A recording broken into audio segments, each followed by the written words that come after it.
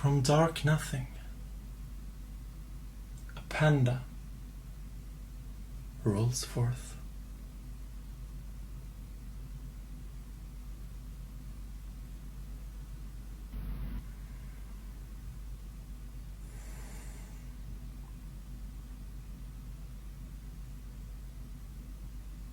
Okay, so let's talk about manifesting.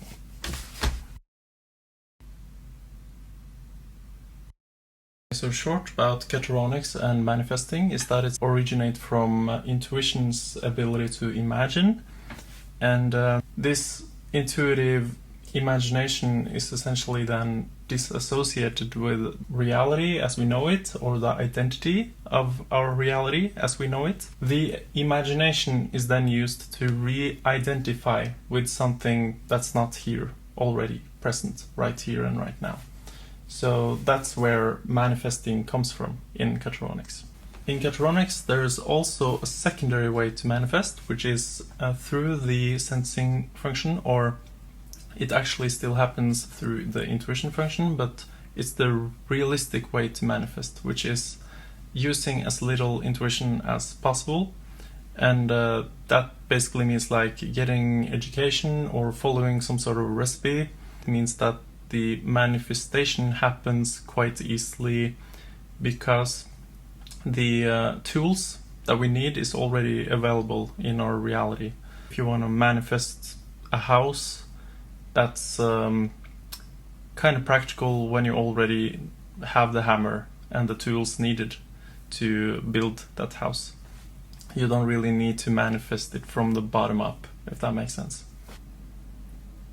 Okay, so this is actually very exciting because as we see here, it's actually very simple. It's very simple to understand how you manifest in a more efficient way, and can basically manifest much better than you've done before, because you can see this clarity in a way that is multi-dimensional in a sense, and really effective. Okay, so in cataronics there's sub-functions within the function. You can check out the video in the description below about that.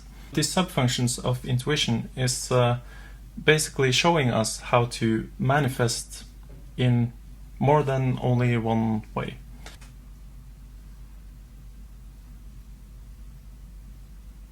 Through sensing, we can embody the body that we want to have. That basically means the body movement of a said person, or like ideal or goal that you want to create, right? If you want to be a musician, what's the body language of a musician? If you want to be a poet, what's the body language of a poet? And so forth. Like everything you can think of really will kind of reflect a certain body language. The same is true for the static body language, which is your body posture. So you can also look at the posture of the character that you envision yourself to be. And of course, this is not only about characters and stuff like that, but if you want to feel or think or be in like victory, like if you want to experience victory, you could embody the victory pose, which is like, yeah, it's like this, right? And when you do that, you start to get thoughts and feelings that will reflect the feeling or state of being that is a victory being. And when you are a victory being, you will essentially, it will stimulate the thoughts and feelings and images to you that is in alignment with that body posture. Another example is that you can start to breathe like you are calm. And if you think about it, that's really fake it till you make it, right? You're changing, self-regulating your breathing so that it becomes calm, and the organism will start to understand, oh, this body language of breathing in this way is actually making me calm. It means that there's no survival threat out there. It means I can relax. That's to manifest yourself calm by embodying a certain body language. Another example is also in a dancing group, for example. That's a more collective body example. So you can merge with the dance of the group and become more of the same body. And what that does is that it gives you the experience of that collective body, if you want. If you would try to learn that dance alone, it would be probably harder to do it.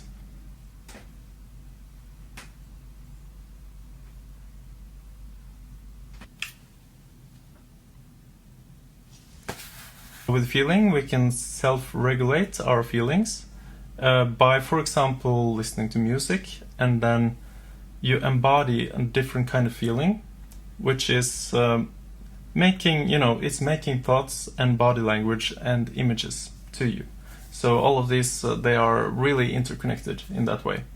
There's more ways to regulate our feeling, but music is a very clear example of how to do that. So basically you can use that to achieve the same feeling of the character or archetype that you want to be in your life. For example, even spiritual, if you want to be a phoenix, for example, that's a sort of feeling. It's a feeling you can embody, essentially.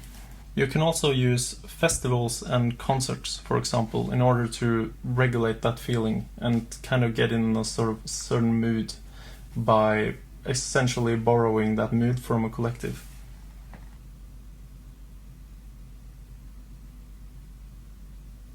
We can also use thinking, and actually you see a lot of TE users do exactly that. They say that if you spend time around people in the same profession, for example, that's a good strategy to kind of adopt their way of thinking. And if you adopt their way of thinking, you will essentially suddenly be able to achieve the same kind of results.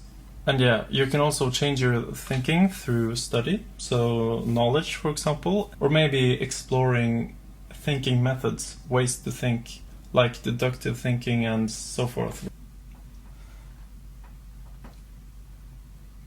And lastly, we have intuition, which is our capacity to both understand how things really work, but also our capacity to imagine and create. So we can imagine something in our mind's eye. For example, who do I want to be in a few years from now? That's using my imagination and creating a focus in my mind's eye, which means that all of my feelings and thoughts and body language will start to be affected by this focus. So the feeling and the thinking and the body language will start to be influenced by this future vision that you have, or momentary vision too, which helps one to embody this image. And you can, in your mind's eye, you can imagine yourself as anything, really. Also, other good examples on this is daydreaming, which is essentially to reimagine your environment. But it's important you daydream in a way that it feels true now, and not in a way that it's greener on the other side of the fence, because that's maladaptive dreaming in a way. Meditation is great for this. Hypnosis is also great for this. And shamanistic rituals, for example, is very great for this. That's a very collective way to do it. So you can get some help from collective energies and collective, imaginations, essentially. Collective way to have something in the mind's eye. You can also do spiritual retreats, or you can study visualization methods. For example, propansia and pansia, which I actually think is very related to introverted intuition and extroverted intuition.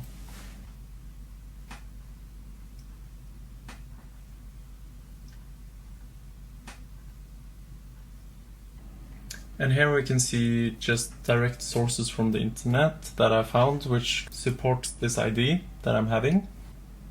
Smiling can trick your brain into believing you're happy, which can then spur actual feelings of happiness. And that's the sensory way to do it, the embodiment of something. Feeling is the ascent of the subconscious to the truth of that which is declared to be true.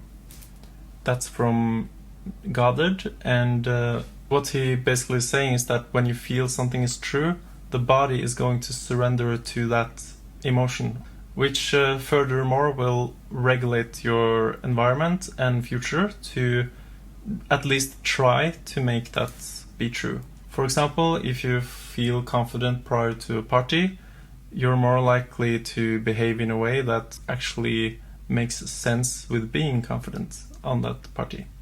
So that's to embody a new feeling through self-regulation, unconditional love, and all of this.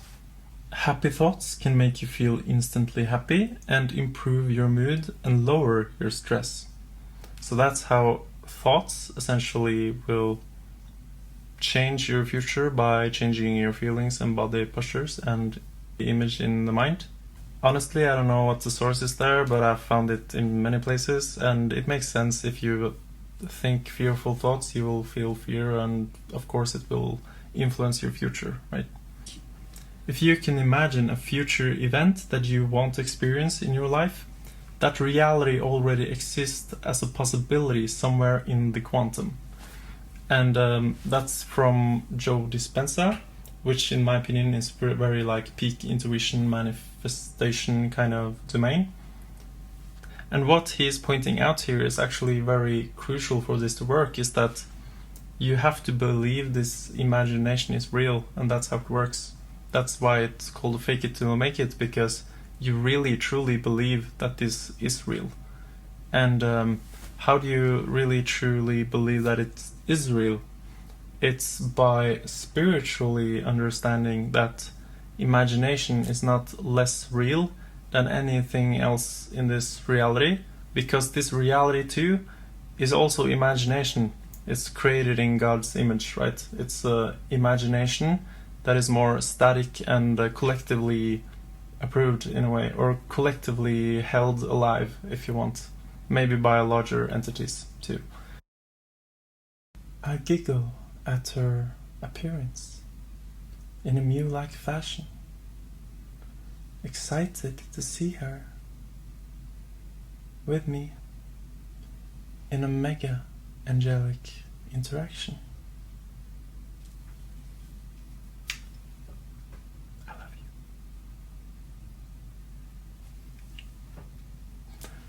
That future better come now.